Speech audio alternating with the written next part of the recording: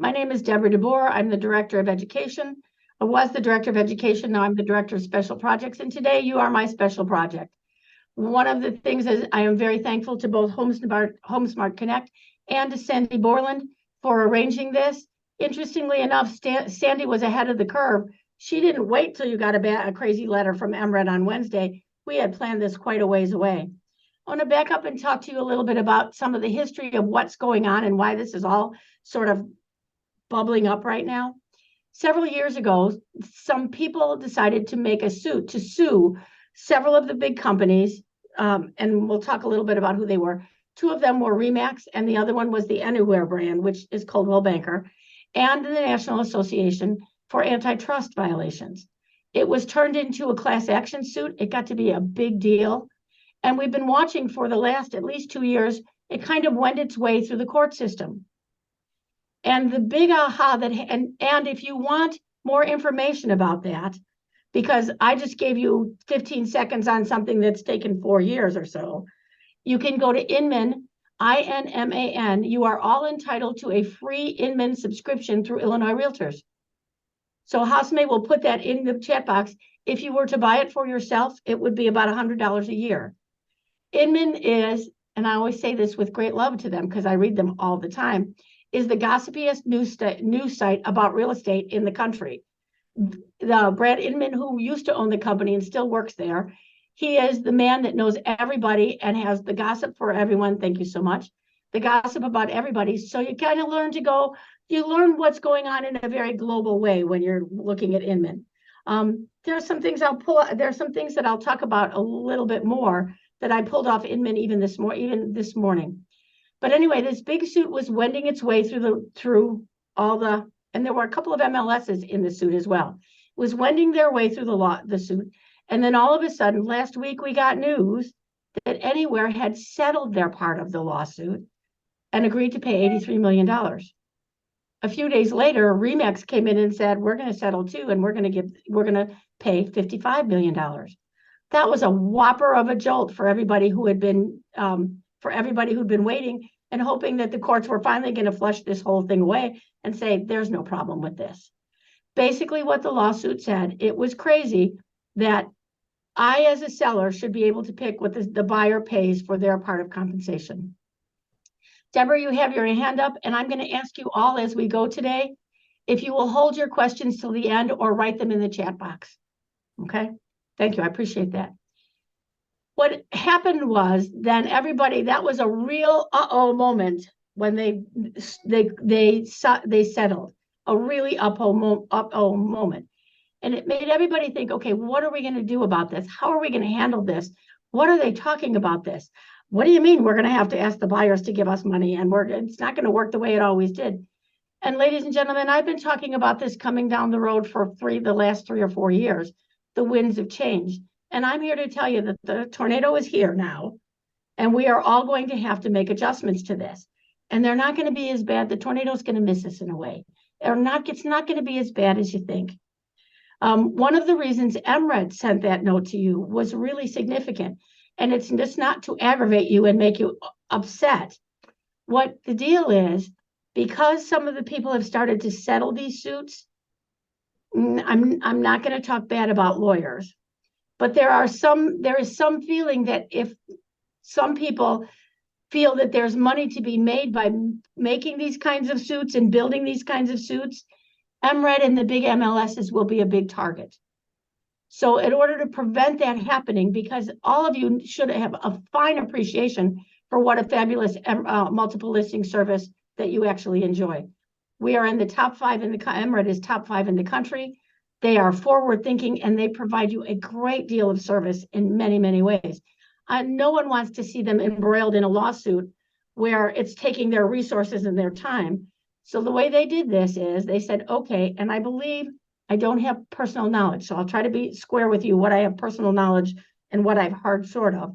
I believe that both Anywhere and Remax also agreed to do something where the buyer and the seller come in, where they were going to give the seller the option of how they wanted to, whether they wanted to pay the buyer's co-op commission or they did not. And that's essentially what MRED said as of the 31st of October. people will have the opportunity to choose whether they want to pay a co-op commission or not. Now, to give you a little ease and comfort in that, we've been watching a company, a multiple listings company up in Seattle, Washington, who's had this option on their books for about 2 years now. And in reality, they've been tracking how many people are actually choosing a zero option or a much lower option. And what they're saying is only about a little less than 2.5% of people of sellers are making that low cost option or that zero option. So the lion's share of people are still paying in the way we're more used to, where the seller says we'll pay out a co-op fee of this many dollars.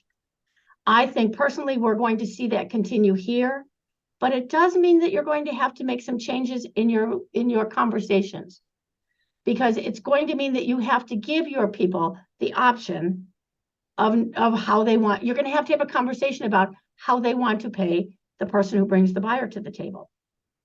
Okay. We're going to talk about some of the pitfalls on some of the things that people are really concerned about. What if I have a buyer who doesn't have any money to pay me? What are we going to do about that? So I went hunting yesterday and I called my friend a couple of my friends, one of them who's an attorney, and he reminded me that I was not an attorney, and to remind everybody on the video that I was not an attorney. I thought that was good advice. I also called a lender to find out what the lender had to say about this, because one thing I know is commissions can't be wrapped into a mortgage. That cannot happen. So I went to look and see what other avenues, Vincent, you might have. I'm going to call on some of the people I can see. Vincent, you might have, if you have a seller who is not paying a co-op commission, and you have a buyer's agreement with someone that says they will pay you a percentage of this, but they don't have any money to pay you up front. How are we going to handle that kind of situation? So we're going to talk about some of the workarounds that are coming. And I believe there will be more workarounds. One of the things we're doing here at NSBAR is we're looking at, is there something that we can do to make these workarounds easier? Are there addendums that we can write that will help some of this go more happily? Are there laws that we can lobby the lawmakers about? Illinois realtors, we're looking at all the avenues that we can find to help make this an easier transition for you. Quite truly, just to make it a much easier transition for you.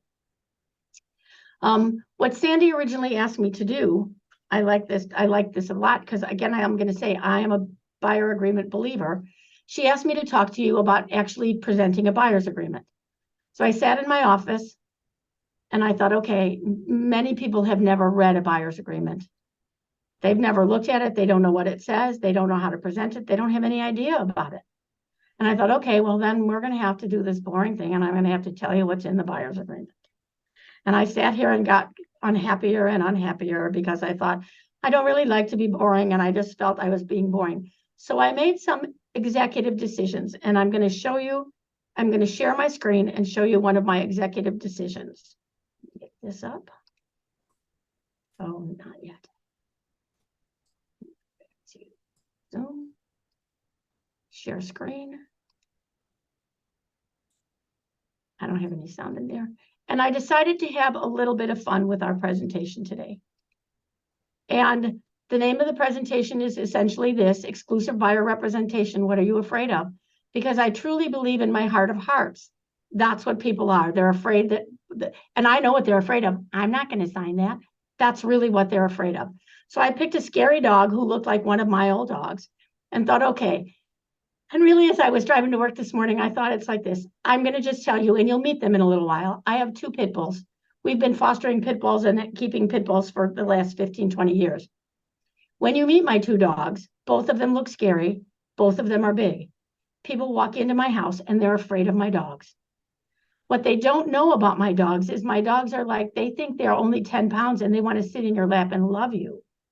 So that's the difference in this, is I think we are afraid of something that's not really going to happen and not really going to come true here. So what are you afraid of? Okay. Exclusive buyer representation. What you're afraid of is people may not sign. And I'm going to tell you the biggest thing I know about people who might sign, and I'm going to complain about this a little bit. You're afraid, the people who are most afraid, well, let me say, people will not sign. They may not want to pay. And then the biggest the biggest stumbling block I see to this, to agents doing buyer agreements is, I wouldn't sign a buyer's agreement. I wouldn't do that. And ladies and gentlemen, that just makes me, I'm going to stop share a minute. Ladies and gentlemen, that makes me mad. Because if you're saying, oh, I wouldn't sign a buyer's agreement, what are you saying about the value that you bring to a buyer? It's really critical in this day and age that buyers know you.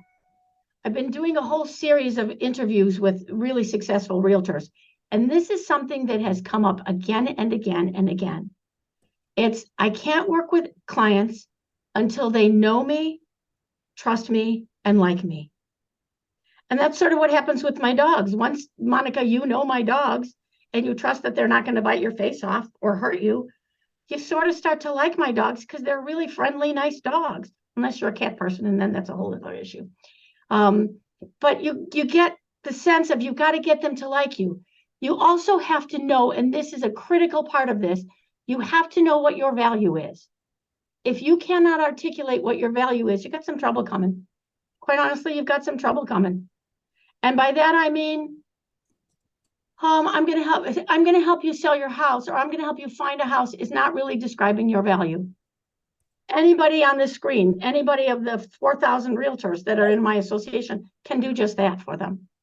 So you're going to have to be able to tell them why they should work with you. That's going to be your biggest change with the buyer's agreement. You're going to have to tell them that. Before you can tell them that, you're going to have to believe it yourself that you bring value. And when I hear people say, well, I would never sign that agreement, I think, well, then you don't understand the value that you bring to a transaction. That's what the problem is. So that's what we're going to talk about. We're going to talk about all that. And what I'm going to say is you're going to see dogs, because I think dogs make people smile, and you will like me better, quite honestly, if you're looking at dogs instead of just me talking. That's the truth. And I'll tell you about some of the dogs as well. But I think the big scare about buyer representation is people are afraid, agents are afraid they won't sign. They are afraid they won't pay. And for a long time, even companies were afraid to make people pay for buyer's agreements. They're going to have to let that go now. I would not pay anybody to help me. Well, then I can't help you because you don't either understand your value or you don't believe it. And the last one is the biggest complaint. It's not the way we've always done it. And it's not. But I'm going to assure you, you're going to have some time to get used to doing this, to practice doing buyer's agreement, and to move forward with this. Okay? So why it's important you change your thinking. The winds are blowing through the real estate industry. More changes than I've ever seen before. Do you see this poor little confused dog? More changes are coming than I've ever seen before. And being afraid of change is never good business. It puts you behind. And this is the biggest one. Shoddy preparation is no excuse to avoid change.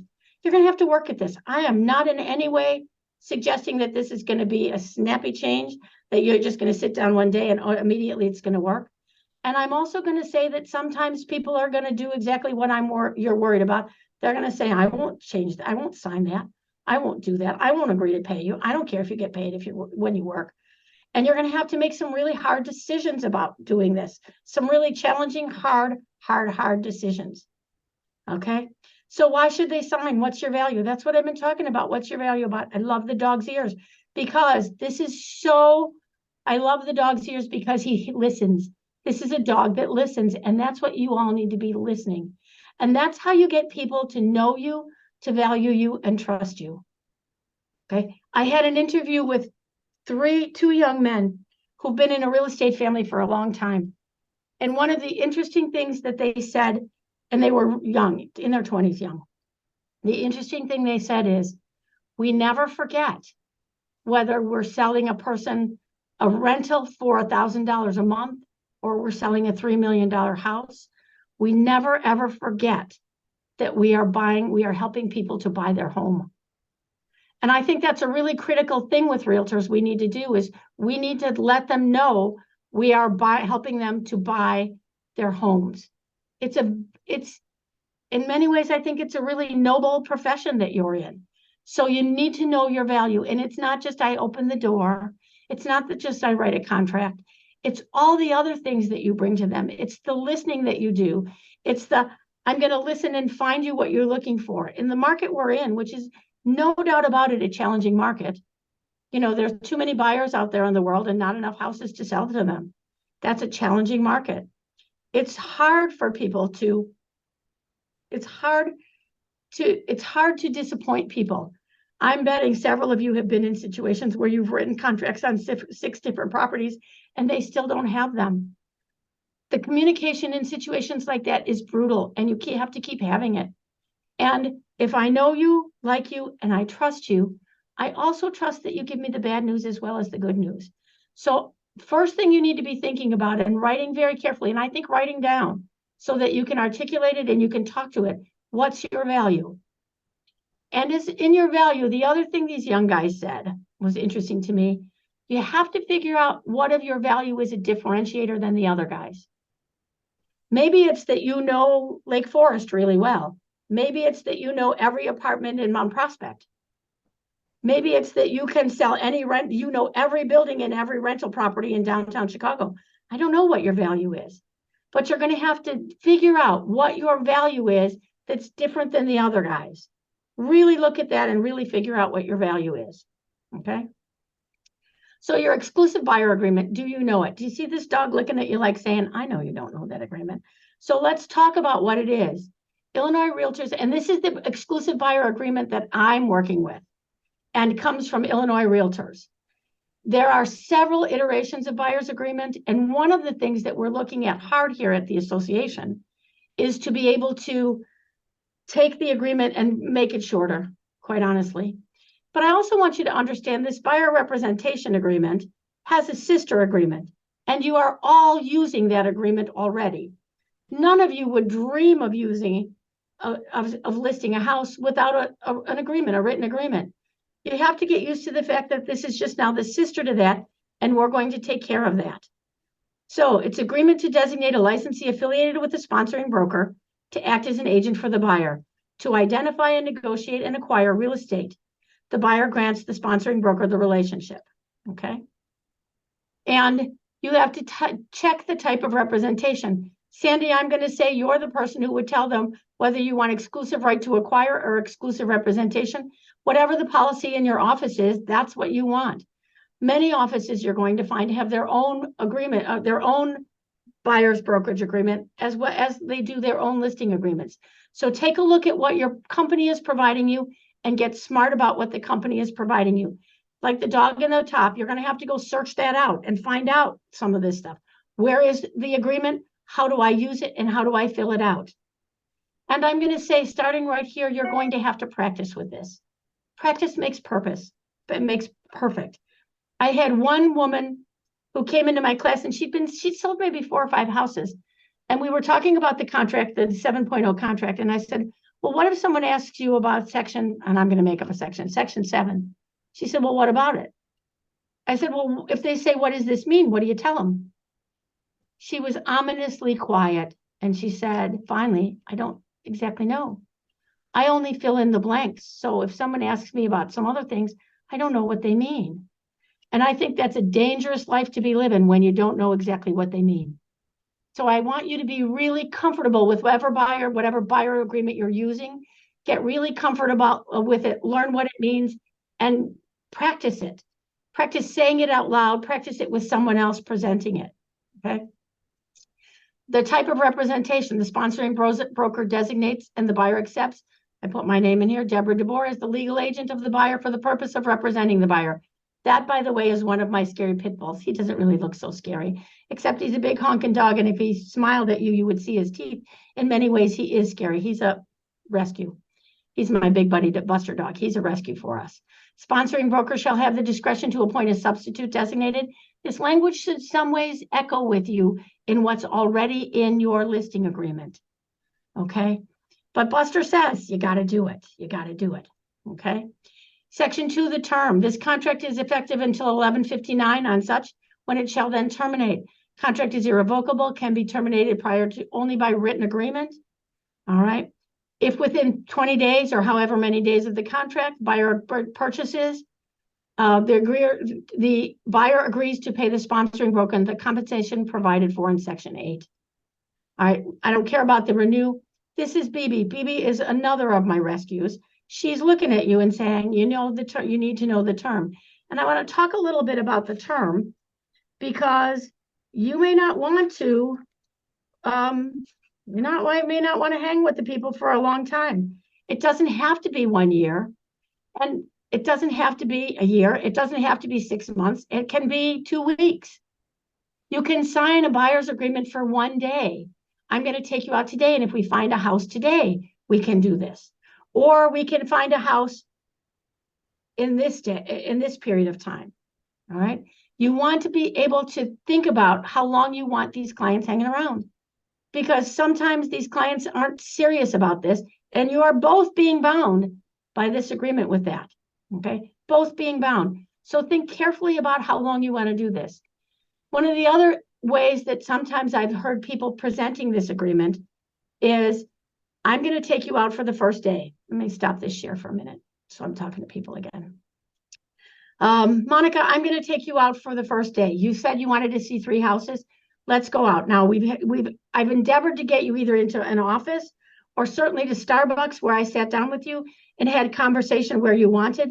Sandy mentioned people are not being safe anymore. I don't think it's safe to meet people at houses and just start hauling them around. It makes me nervous when you guys are doing that. So we've met at Starbucks, we've had a conversation, and you're not sure, quite honestly, you want them to be connected to you for this long, and they're kind of unsure too. What you can do with this is you can audition. I will be happy to show you 3 houses today, or whatever many houses we're looking at. We'll revisit this agreement at the end of the day or before we see any more houses. And I certainly can understand that, because people do need time to get to know and love you and trust you. That's not a bad way to do that. What you have to be cautious of is that you don't just forget about the agreement. Okay. Again, I'm going to say for the lion's share of time, I believe you're going to be seeing these agreements that are going to look just like forever. But something I want you to write down now, and I want you to write it in your hand and on the palm of your hand, and I want you to remember this really importantly. You are now going to have to look at what the co-op compensation is. Co-op compensation is, and it's a quick question. A Zoom call is okay with me if that's what you can do. I like seeing them in person better. But you're going to have to look on the MLS printout and see what the co-op compensation is. It's a bad jolt after you write the contract. Everything's going along, and all of a sudden, surprise, surprise, Derek, the co-op payout is a 0%. You just did a whole lot of work as a volunteer. I don't like to see people be volunteers. This work is too important for people to be volunteering to do that. So make sure you are looking at the co-op compensation all the time, okay? They will all have to sign anyway, but there will be people who won't sign. And when people won't sign, so now I've had this second date with Monica. And now I say it's time to sign the buyer's agreement, and they say, I don't want to. Well, I'm not going to say I hate you and why are you bothering me, because that is not going to keep me any business at all. What I am going to say is, can you help me understand why you don't want to sign? Well, I want to work with 6 other agents. I want to talk to a whole lot of other agents. Huh. Okay. Or I want to be able to go directly to the seller and see if I can cut a good deal with the seller. I've heard tell that that's an easier thing to do. Huh. Because here's the thing. I keep saying they need to know you, like you, and trust you. But that goes both ways. You have to be able to trust your clients. Trust your clients. We'll get to that one. We'll get to that one toward the end. You have to be able to trust your clients are going to be faithful to you too, and are going to work with you as well. Someone says, I want to talk to sellers directly. Well, I'm not all that interested in hauling you around to see 25 houses so that you can ultimately go work with a seller. I'm not anxious to spend my money, my time away from my family so that I can haul you around so that your Uncle Joe is going to get the deal. I'm not interested in doing that. It's not okay with me. I want to act in a professional way. And if you don't want to do that, and that's the fear. The fear comes right in here. It's at that moment the fear bites hard because you think any client is better than no client. And that's a big fat lie. There are lots of clients it's better to be without. And clients who don't care if you're going to get paid, Derek, or Bessie, you're going to get paid, are not good clients to have. Not helpful to you. So be careful about that. There we go again. Oops. By the way, this is my BB girl. She is the heart of my heart, the baby I've never had. Well, I did have babies. She is I never tell my grandchildren this, but she's my baby at my house. Love her to pieces. She's a lovely little dog. Well, little, you can see. And then here comes Buster, compensation for services, because Buster's going to tell them they have to compensate you. You remember the look on that serious dog's face telling them, I am entitled to be paid. All right. However, if sponsoring broker is not compensated by seller or seller's broker, or if the amount of compensation is less, whatever percentage you put in of the purchase price, the buyer agrees to pay between of the purchase price.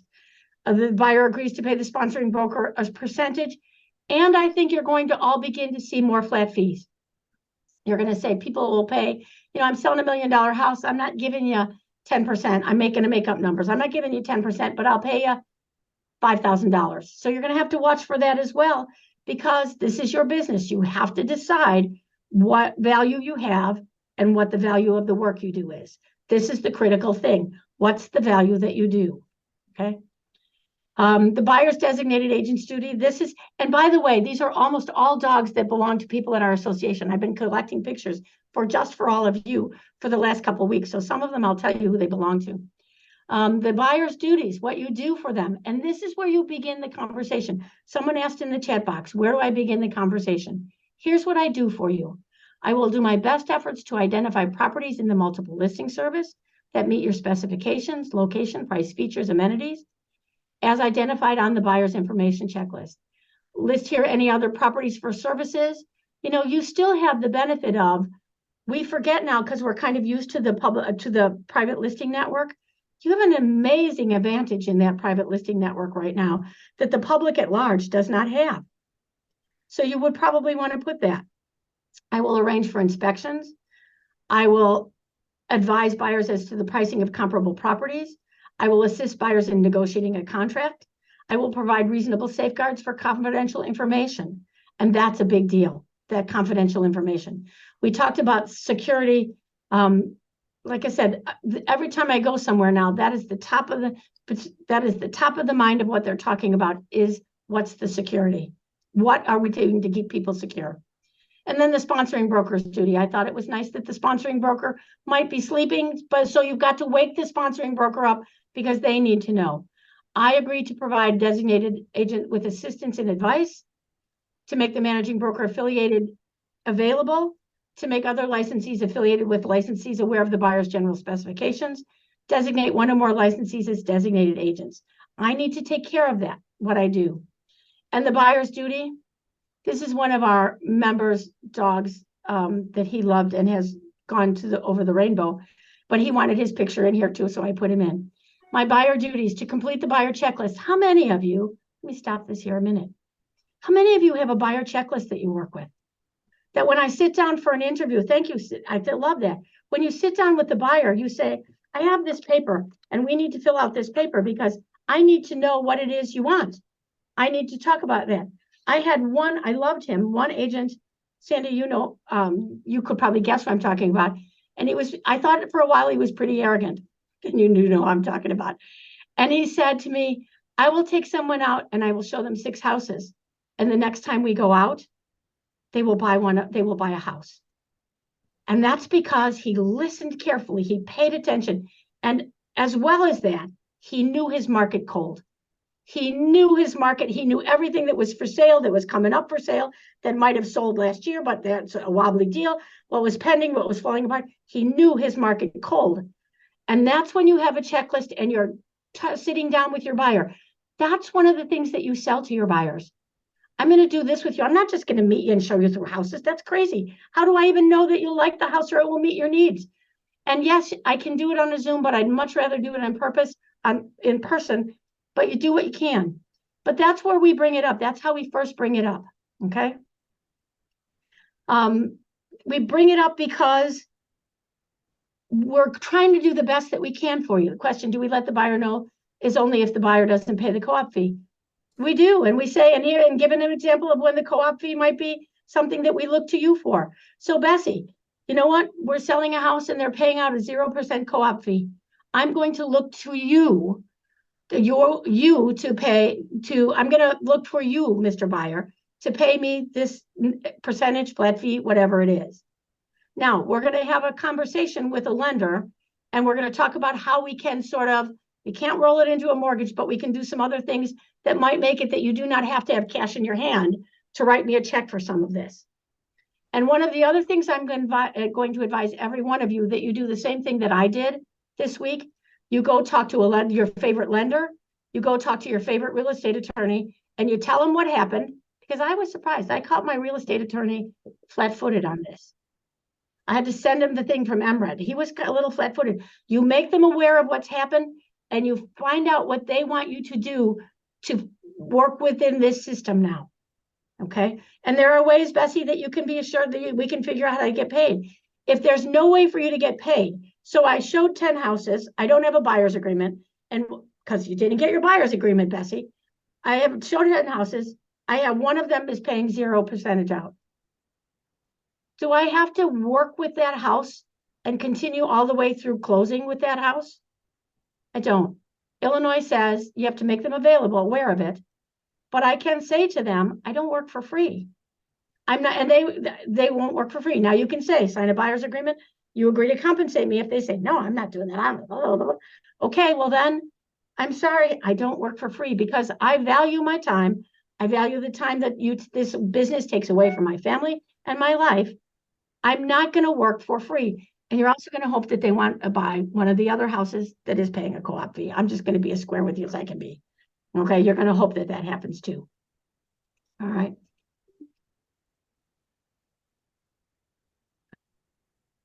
So the buyer's duties, we talked about that already. Representing the other buyer. All right. This is a tricky one, this representing the other buyer. And that's BB again. She's so surprised that this would happen. BB, I am not surprised that this happens at all, because you all have been involved with, and not all of you, but many of you, I'm sure, have been involved with contemporaneous offers. For those of you who don't know what a contemporaneous offer is or have forgotten what it is, it means in this market, because it's so short of inventory, Mark, there's a great house on the market and you have two different buyers and they both want to buy the same property. Holy smokes. I think that's such a crummy thing to happen to you, Mark, because there's some things you have to decide then. Illinois law says you can, with permission from both of them, you can continue to represent them. I think that's a trick bag, Mark, because one of them's going to get mad because they didn't get the house. I think you got a problem there. So you can refer it. You can do a lot of different things, which we're not going to talk a lot about then. But you've got to be careful of that. And in the buyer's agreement that I'm talking about here, they take care of that and say what happens with that. You got to be aware of that kind of contemporaneous offer. Okay. All right, that's you can tell I put her picture in more than anybody else's. You have to just get consent to dual agency, disclosure and dual agency. So here we have dual agency, people sitting on either side of the transaction. Holy moly, that's a problem one. I want to talk a little bit about dual agency and where dual agency is always tricky. It's particularly tricky, Kelly, when you are in a multiple offer situation. That's tricky. If you have one of the buyers in a multiple offer situation, it gets even trickier on your own listing when you have other people that you're doing that. And it's going to get tricky when you're going to have to watch yourself when you can't make the decision on how much you're getting compensated, make the decision on what's best for your client. Because you can never forget your primary responsibility is always to get the best transaction for your clients. That's your primary responsibility. It's not to worry about how much money I'm going to make out of this, or am I going to pay my mortgage, or it's not all of those things. It's to make sure that your clients have a good transaction. These two guys that we're talking again to, I was kind of surprised by them. They've been doing it a while already. They had been doing it a while. And I said, someone asked them in the audience that was sitting there, said, well, what do you do when a deal goes bad? And they kind of looked at each other, and they're brothers. They kind of looked at each other and said, well, sometimes deals just go bad. But our family's been in business a long time, so we've made a decision in our company, and certainly my brother and I have made this decision. We don't want anybody to not go away whole. So sometimes that means we have to help the deal along to make sure that an error was made, something bad happened, because more than anything else, what we value in this real estate world is the reputation that we in the company have. So we always, always, always want to make sure that our company and that my reputation is sterling. Because remember I said, know, like, and trust.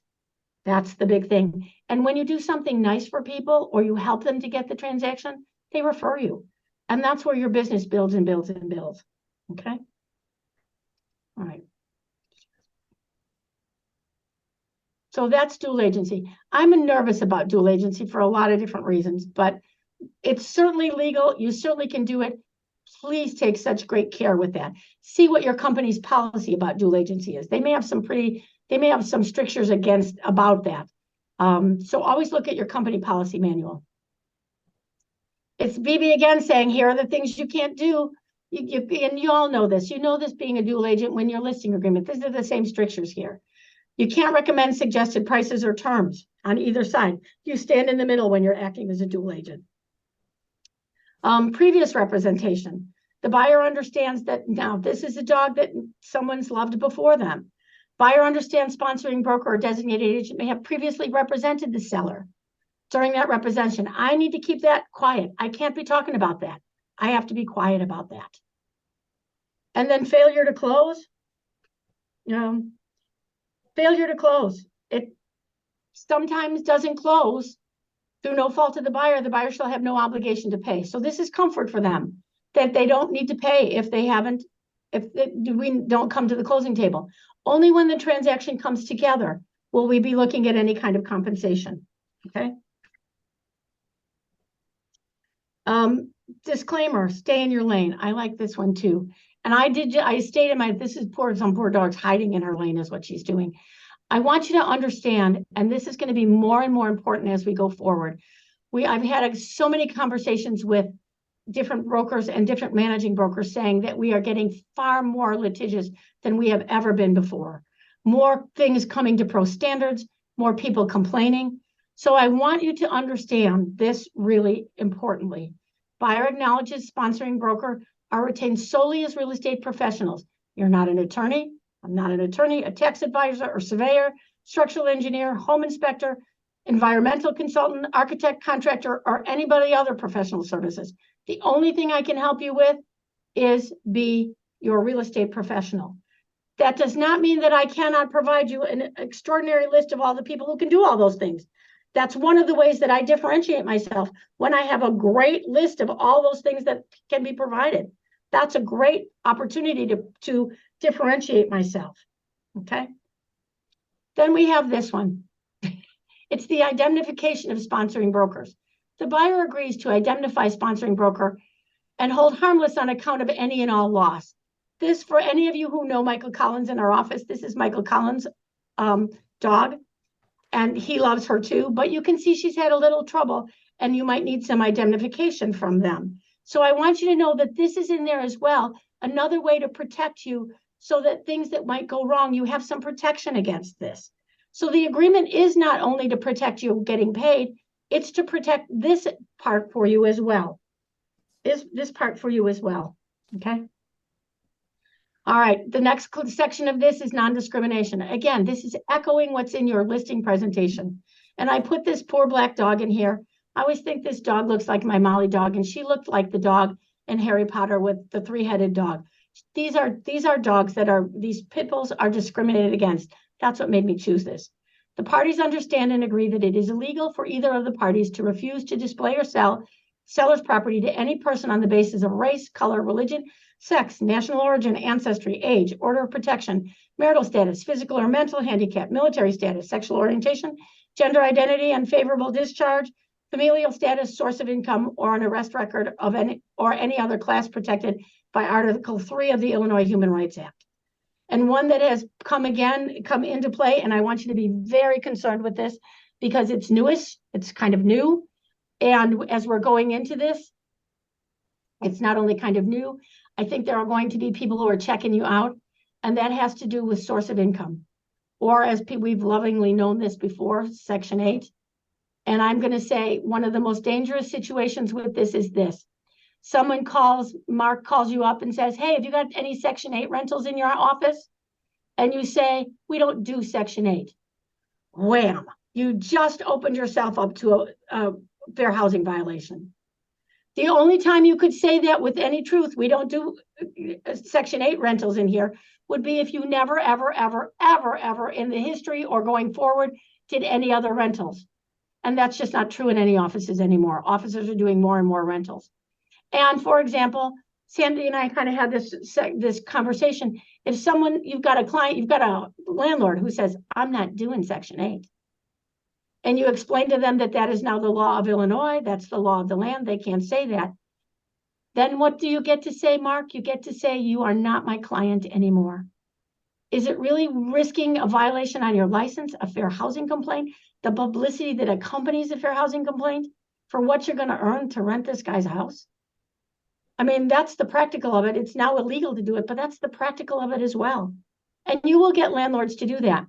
If you need to know something about fair housing or Section 8, I'll just tell you a short story about Section 8. I sat next to a guy at a Section 8 presentation, and I always had that same idea. All Section 8 stuff was crappy property. It was in poor neighborhoods. It was bad. Da, da, da, da, da, da. And then I sat next to this guy at this presentation because I wanted to learn a little more about it. And he said, oh, I have 500 Section 8 units. And I thought, wait a minute. People don't have 500 Section 8 units out of the charity in their heart. This guy's making money somewhere. He said, well, yeah. He said, I get checks from the government on all 500 of those units. Why wouldn't I like them? Ask anybody who has Section 8 property how they felt during COVID when they got checks and other landlords did not.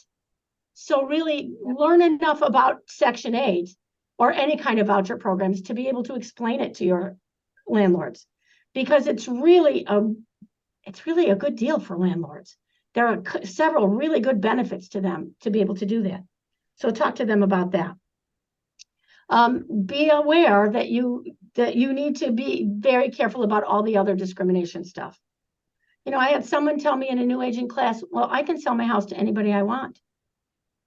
And my heart sank and I thought, well, they didn't teach you much in school, did they, honey? Because no, you can't sell your house to anybody you want, especially if you have a real estate license.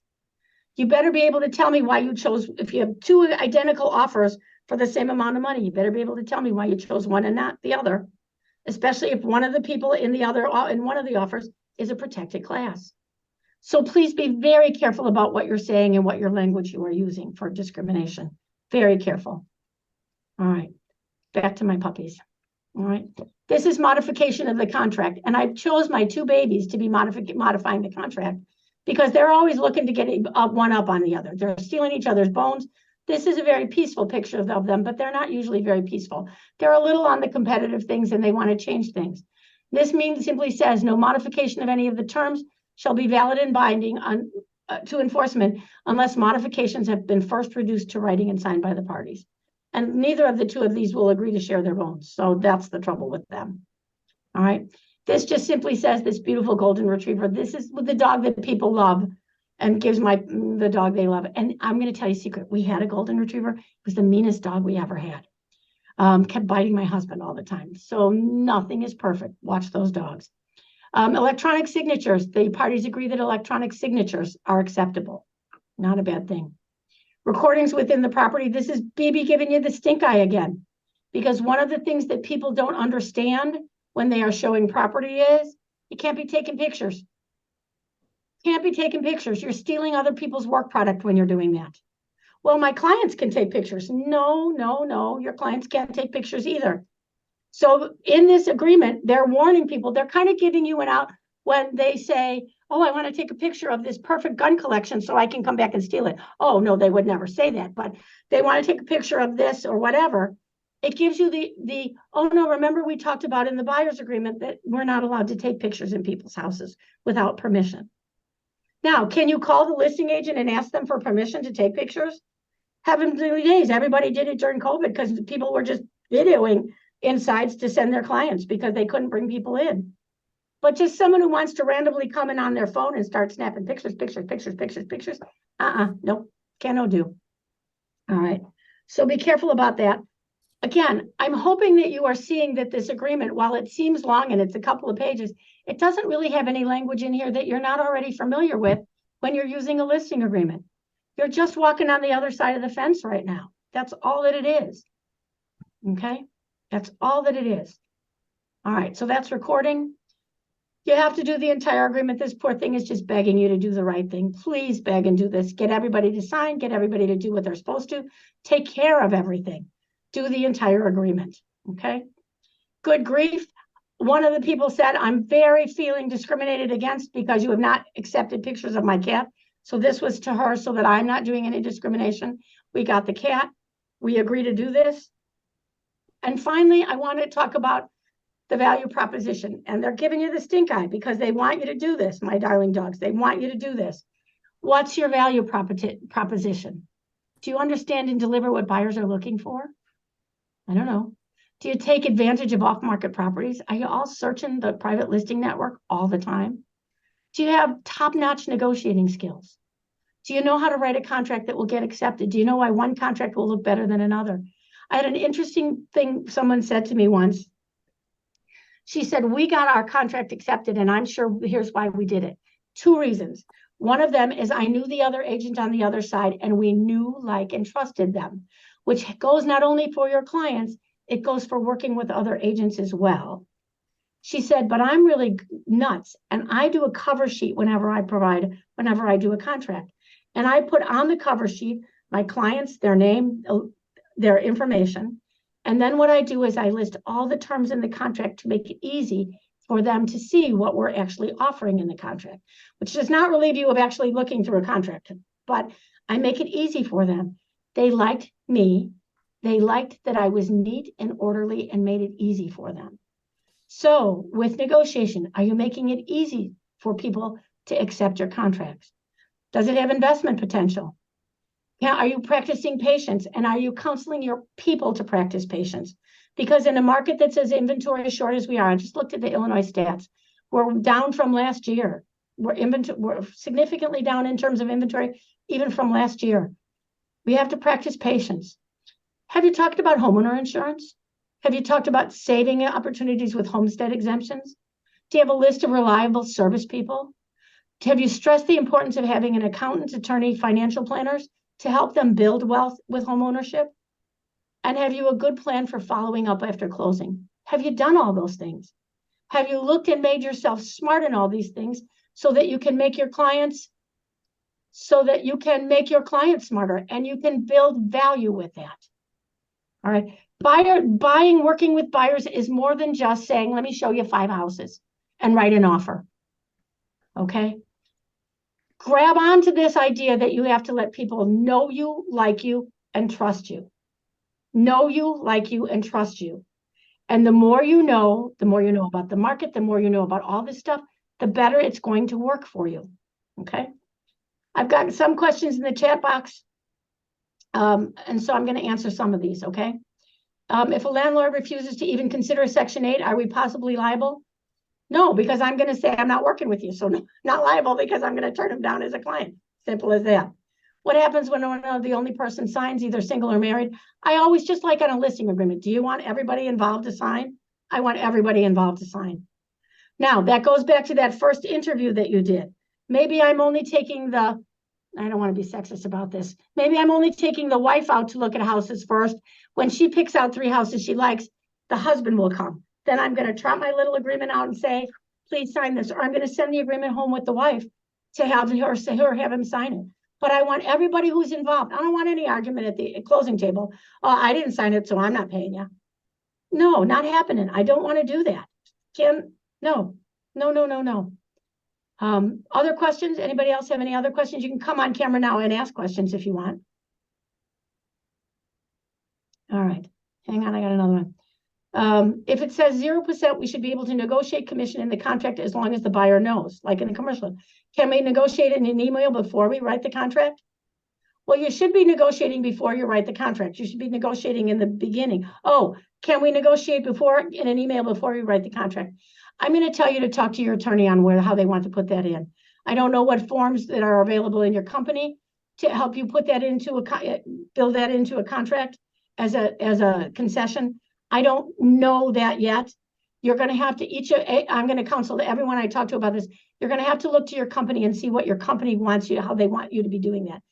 Do know that conventional, jumbo, and FHA all allow this kind of compensation to be put in as a concession. Are there some loans that will not allow it? I got conflicting information. Quite honest, I'll be honest with you. I got conflicting information that VA will and that VA won't allow that. So I'm not sure. So you're going to have to talk to your lender. Your lender is your best advisor on this. And if they say, we don't know, we can't do, I'm going to advise you to find a lender who is a can-do kind of person who will help you with this. Okay? Who can help you with this. Are you still looking out for the best interest of your buyers? That's primary. You always have to look out for the best interest of your buyers. But again, I'm going to say you don't have to work for free. That's the truth of the matter. If a seller agrees like it's always been, shouldn't affect the loan or anything. If the seller says, and I'm going to go back to, because I kind of glossed over this in the beginning. Not only do you have to have conversations now with your buyers, you're going to have conversations with your sellers as well. And you're going to have to explain to them why it's important that here's the deal. Well, we can put it in at 0%. How many people do you think are going to be hot to show your property when they're not getting paid? It's why when I told you about the people up in Seattle, it's why they haven't had this huge rush of people who are offering out low commissions to buyers. It's been 90-some% of them have been as traditional as they've always been, because your clients are used to doing it this way. And in many ways, it makes sense to do it this way. It's perfectly acceptable to do it just the way it is. I believe as well that your clients are going to be able to see what the co-op commission being paid out is.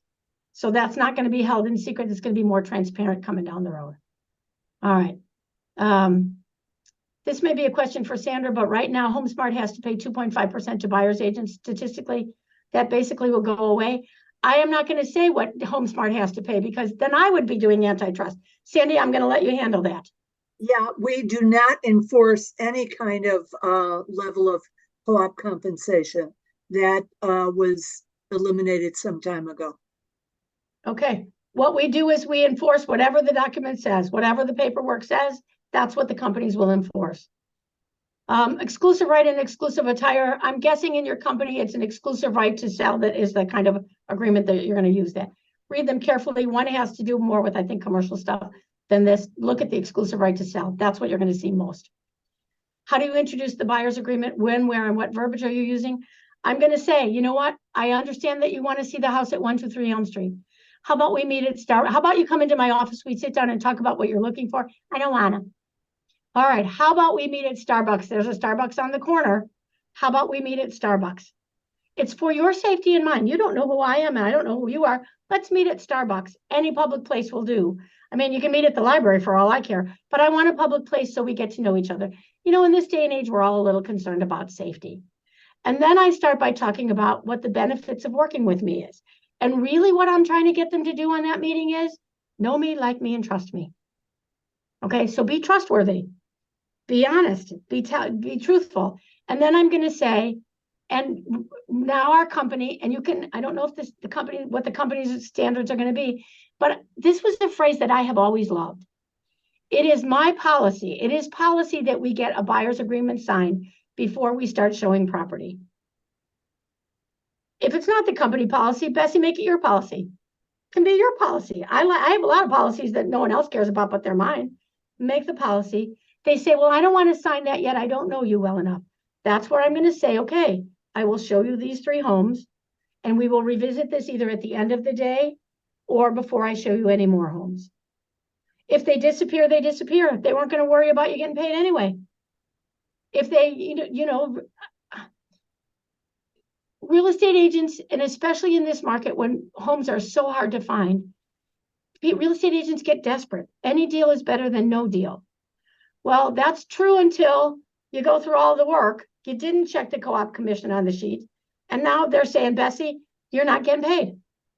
And there's no recourse from the company to go and say, well, that's mean. That's a mean thing. You shouldn't do that to me. That's mean. They don't care that they're being mean.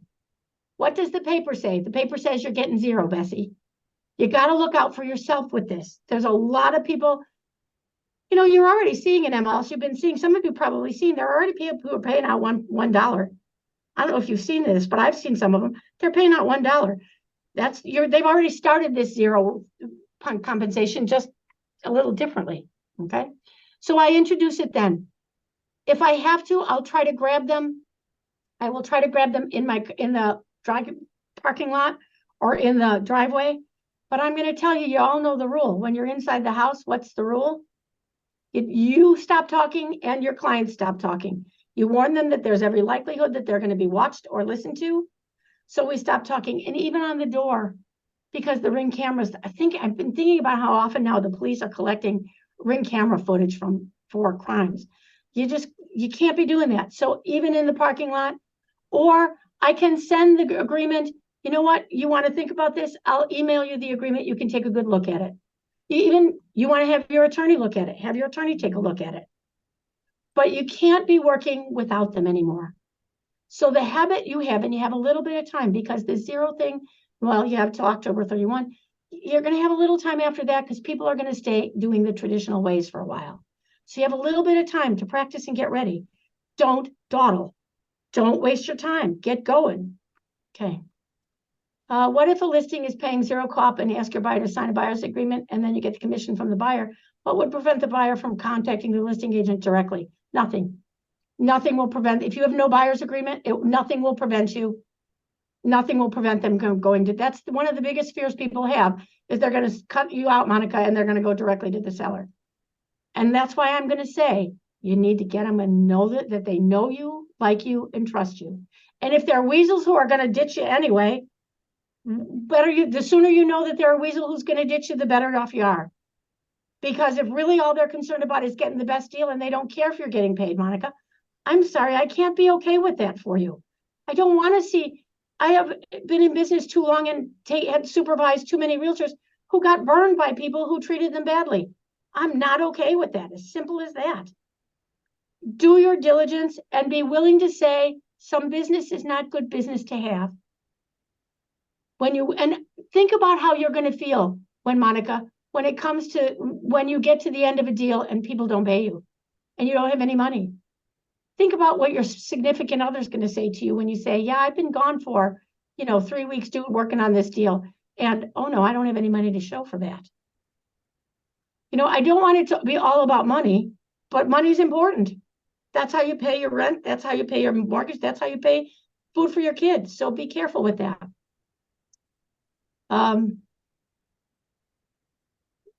That's a good question. And that's one for Sandy. When are we going to have a session about how to talk to the seller to still pay as usual? That's a great question. And that is in the whole nother day of talking. How do we talk to the seller? Because you're right. You're exactly right. There's going to have to be significant chat with the sellers as well. But I think most of you will be more comfortable with that than with the buyers because you're used to sellers and having these kinds of chats. But you're going to have to get good at that too and explain to them. And they'll say, oh, well, I'm going to pay zero. Well, then you're not going to have anybody look at your house. Oh, well, I don't know. It's a new day coming. I told you the winds have been blowing through a long time and the tornado is here. You're going to have to be careful about that. Last time I tried this with the VA loan, they would not accept it. VA loans are one of the loans that will not allow concessions, I believe. Okay. Will the boards consider rewriting contracts to include a section for how the buyers will be compensated? I don't think they're going to write contracts for that. I think what they're going to, because we can't roll it into the mortgage. It has to be a concession the seller is making. So again, get your attorneys to look at how they want to write that. Sandy, I'm going to task you with saying you're going to have to talk to your attorneys to figure out how you want to do that. Okay. Hi, Frank, you're raising your Andrea's question. House of May, would you give us the link for the free Inman again? It is policy. Oh, I just say it's policy. I don't say it's my policy or Sandy's policy or HomeSmart's policy or Illinois Realtors policy. I just say it's policy that I work with people with buyer's agreements. It's the professional way. And that's another word to put in there. It's the professional way to do business. Okay. 2.5% more flat, the flat fees or the lesser fees in Seattle, 2.5% of all the fees that of the whole of everything in the last 2 years that have been entered in. Only 2.5%. That's a little bit of business, really. Will boards consider we got that? If you get a 2.5% commission from the buyer and the co-op from the seller, no, if that's what the seller has agreed to do is pay you 10% and pay out 10%, I'm making up numbers here because I don't want to talk numbers. If they agree to pay, the seller agrees to pay the buyer, the seller side this and the buyer side this, it's fine. There may be an issue when the seller agrees to pay 10%, only 5%, and you want 10%. Then one of the things, the clauses in that agreement says that you can ask for the difference. Okay, you can ask for the difference. Oh, for example, the seller says, I'll pay a flat fee of $1,000. Well, it's $1 million house. You want more than $1,000 to sell $1 million house. Then you may be looking at, and you put in your agreement that you wanted X number of dollars or X percentage of dollars. Then you may have to look to the buyer to make you whole with that. Okay. All right, there's Illinois Realtors. There's Inman again. Is there a different way for the buyers to pay the commission if they don't have extra dollars on hand? They can write it as they can ask the seller to do it as a concession. All right. And again, what I'm going to do is go find your smart lenders because they have now alerted to this and they're going to help you figure this out. My previous brokerage has this requirement and never had a buyer in 10 years say no. I just had to explain it. You know what, guys? Again, I'm going to say I started my business with, and I'll just tell you who it was, with Baird Warner as director of training. And Steve Baird was nutty about people doing buyer's agreements. We all got trained. We had the meanest trainer in the world, train all the managers and the director of training. And I would take every brand new baby agent and I would train them to do that. And you know what they would do? They'd get the freaking agreement signed until some old person in an office said, we don't do that. We don't do that here in our office. And then they didn't think they had to do it anymore. But once they were trained how to present them, they got them signed all the time. All the time. So you just have to practice. Find a partner. Practice. And if you find a partner, if Louis and Monica, your partners, Louis, when Monica has to present it to you, think of every objection you can possibly imagine and throw them at her. And then Monica, you get to do the same thing to Louis and try to freak him out about what you're asking. Practice, practice, practice, practice. So that nothing they can ask you makes you go, I don't know. I hadn't, just practice with doing that. Okay. I got to thank you, Deborah. And it is now 1:04. I'm 4 minutes over time. Thank you so much for spending, Sandy, if you'll stick for just a little while. For the rest of you, thank you so much for spending the time with us. Don't be afraid. That's my big takeaway. Don't be afraid. It's just a matter of getting the hang. Deborah, you didn't answer my question. What was the question, Sam? How do we enforce the buyer representation agreement? Is it like a listing agreement? It's like a listing agreement. That's exactly right. The company will enforce.